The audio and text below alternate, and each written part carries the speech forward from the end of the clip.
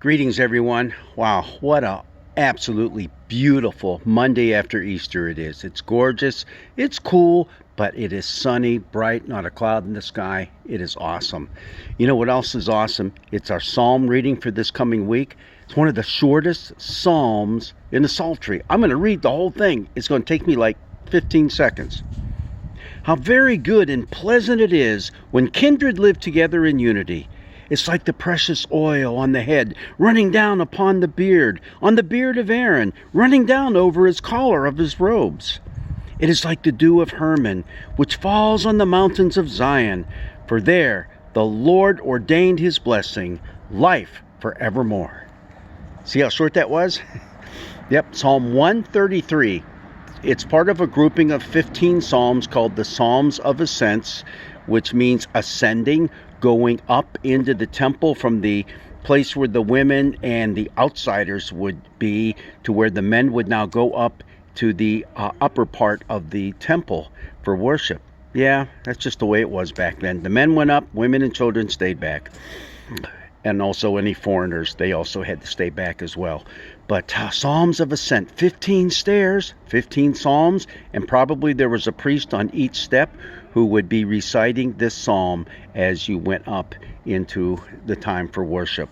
What about this one? You know, you'll see that it's going to fit into our reading from Acts this week as well, where the early Christians held everything in common. They were of one spirit and they helped each other out and all that kind of stuff. Yeah, we're going to see that. So the opening words, how very good and pleasant it is when kindred live together in unity. Yeah. Oh, but wait a minute. The rest of the psalm is kind of strange and kind of weird. And you're probably saying, can you please explain that to me? Okay, let's just take a quick look at it. It's like the precious oil on the head that's running down upon the beard, on the beard of Aaron, and running down his shirt collar, down the end of his robe. Yep. Yeah. Put some oil on my head. It'll run down real fast because, you see, nothing to keep it up there. And it'll be on my beard and going, what are they talking about? Well, talking about the anointing of the priests. When a priest was anointed with oil, pour it on his head and just let it run down. Running down like the goodness of God, the Spirit of God running down on that priest. And so you had that going on, and that imagery here, that all those good things about God's love for us coming down to us through the priesthood. Aaron was the very first priest that Moses had basically consecrated from God to be, well, it was the priesthood of Aaron at that point when they were moving into the promised land. But it's more than that. It also talks about hospitality. You see, the people in the Middle East in those ancient days, even the days before Jesus, when you were traveling around and you were invited into a house to get a meal, you would be given two things. One, you'd be given water to wash your feet off with. And if it was a very wealthy family, they would have servants do that for you. And number two, you were given oil to kind of pour on your head and massage it into your hair. Oil, a special kind of olive oil that was scented with different spices, so it would refresh you and make you feel good. So, yeah, how good and pleasant it is when that oil's poured over your head. Think about that. That's the way God's love is toward us. And it runs all the way down. So much oil is being poured out on Aaron that it's running all the way down his robe to his feet. So there's an abundance of oil. There's an abundance of God's love. And it's like the dew of Hermon, which falls on the mountains of Zion. And from there, the Lord ordained his blessing.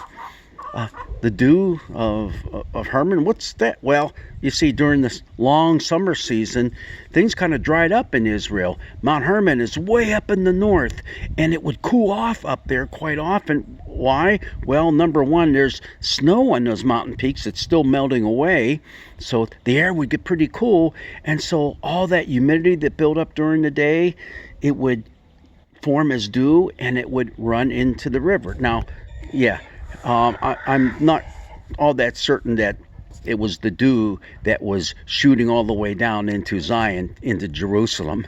But the imagery is there that there's an overabundance of it, and it's just flowing. Again, God's love flowing down toward us. And what is that blessing that's flowing down toward us? What does it say here? Life forevermore. Life forevermore. Yeah, this is one of the very few times that we see in the Older Testament talk about life forever.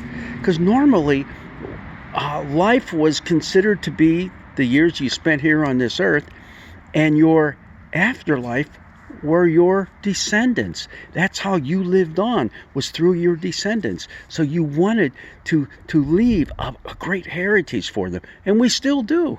But here, it's talking about even more. Life forevermore. And we see that picking up more and more throughout the later scriptures that were written down in the Older Testament. And it comes to fruition in this Easter season when we celebrate Jesus risen from the dead, the first fruits of all those who believe, and that's you and that's me. We too will be raised up in glory. Okay, right now I'm raised up in the glory of what's going on outside because, can you see that blue sky? There's not much in the way of leaves yet. There's a little bit in the way of chickens and that running around. There's life. There they are. Just kind of wandering around. Hey, get in there. Lay some eggs. They probably have already laid their eggs for the day. Time to go collect them. God's blessings be with you on this glorious Monday.